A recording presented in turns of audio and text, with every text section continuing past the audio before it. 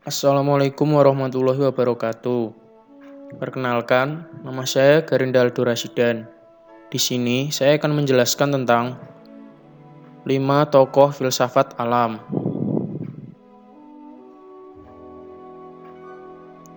Yang pertama adalah Thales.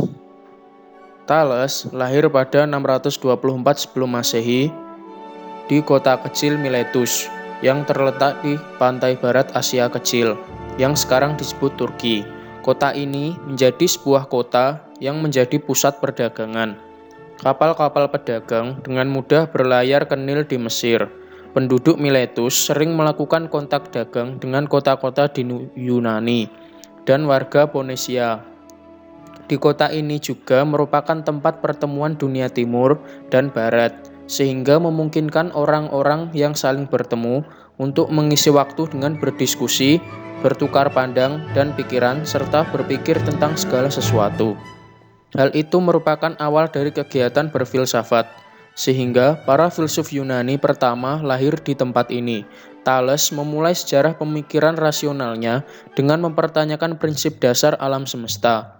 Kemudian setelah mengamati dan meneliti, Thales menjawab prinsip dasar alam semesta adalah air. Jawaban tersebut Thales peroleh setelah melihat air begitu unik.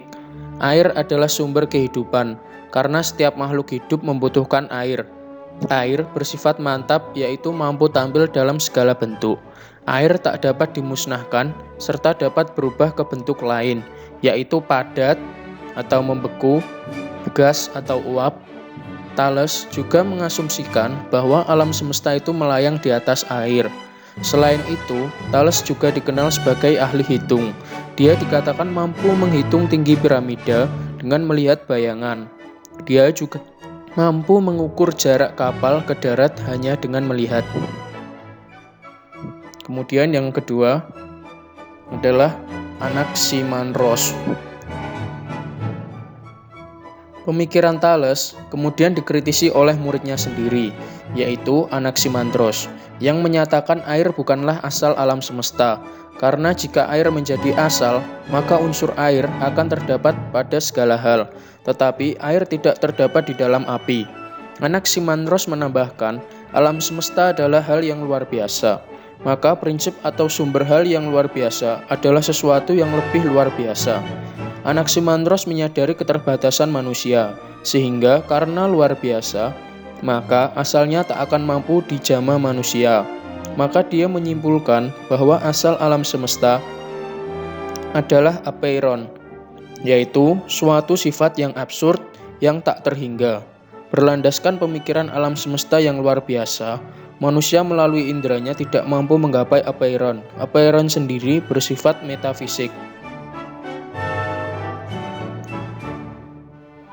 Kemudian yang ketiga, yaitu Anaximenes. Pemikiran Anaximandros kemudian dikritik lagi oleh muridnya, yaitu Anaximenes. Anaximenes adalah seorang filsuf dari kota Miletus, kota yang sama dengan Thales dan Anaximandros. Anaximenes merupakan filsuf ketiga dari kota Miletus, dan dia juga hidup sezaman dengan Thales dan Anaximandros. Anaximenes lebih muda dari Anaximandros, bahkan dia juga disebut sebagai teman, murid, dan pengganti dari Anaximandros.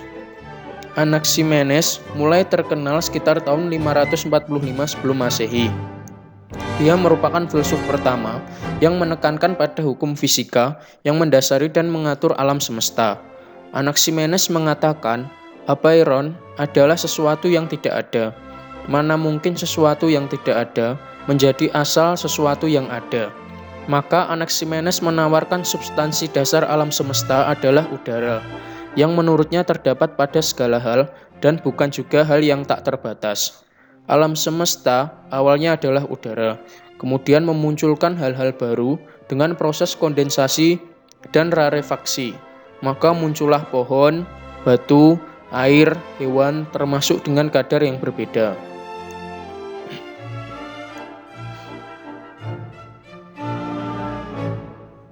Kemudian yang keempat, ada Parmenides. Parmenides adalah seorang tokoh filsafat Yunani kuno yang lahir sekitar 540 sebelum Masehi dan meninggal dunia 470 sebelum Masehi. Parmenides dilahirkan di kota Elea, Italia Selatan. Parmenides kagum dengan adanya misteri segala realitas yang ada. Di situ ia menemukan berbagai kenyataan dan ditemukan pula adanya hal yang tetap dan berlaku secara umum. Filsafat Parmenides memiliki pendekatan yang cukup rasional, yang menjadikannya salah satu filsuf pertama yang mendekati pemikiran berbasis akal. Salah satu pilar utama pemikiran Parmenides adalah bahwa wujud nyata hanya dapat dirasakan melalui akal dan bukan melalui indera. Dengan kata lain, hanya pengetahuan sejati yang dapat diakses secara efektif dan jujur melalui rasionalitas, bukan melalui sensasi. Kemudian yang terakhir atau yang kelima adalah Heraklitus. Dasar pengkajian Heraklitus adalah perubahan atau menjadi. Ia menganggap segala sesuatu tidak ada yang diam atau tetap. Semua mengalir atau berubah, maka identik dengan sesuatu yang baru. Lambang perubahan adalah api, karena dapat merubah apa saja. Di dalam perubahan terjadi perlawanan dan pertentangan, yang kemudian itu menjadi bapak semuanya. Artinya, jika tidak ada perang, tidak mungkin merasakan indahnya kedamaian. Bagi Heraklitus, pertentangan adalah prinsip keadilan. Hukum yang mengatur perubahan adalah logos. Pemikiran beberapa tokoh filsafat alam ini lahir karena jawaban atau penjelasan yang diberikan sebelumnya tidak memiliki kejelasan, karena dijawab dengan mitos, yakni kepercayaan semu. Contoh mitos menjawab persoalan matahari. Matahari adalah dewa yang menunggangi kereta kuda mengelilingi bumi. Kemudian lahirlah bentuk pemikiran baru atas ketidakpuasan tersebut, yaitu spirit pemikiran yang berlandaskan logika, yang memiliki prinsip dasar pemikiran rasional, tidak dengan serta-merta menerima argumen orang lain, bahkan guru sekalipun. Demikian pun guru tidak membatasi pikiran rasional murid mereka untuk mencari jawaban. Konstruksi pemikiran para tokoh tersebut terbangun dengan metode mengakar, sehingga melalui rumusan pemikiran dengan cara merenung, maka lahirlah jawaban rasional di kala itu. Sekian yang dapat saya sampaikan, kurang lebihnya mohon dimaafkan. Wassalamualaikum warahmatullahi wabarakatuh.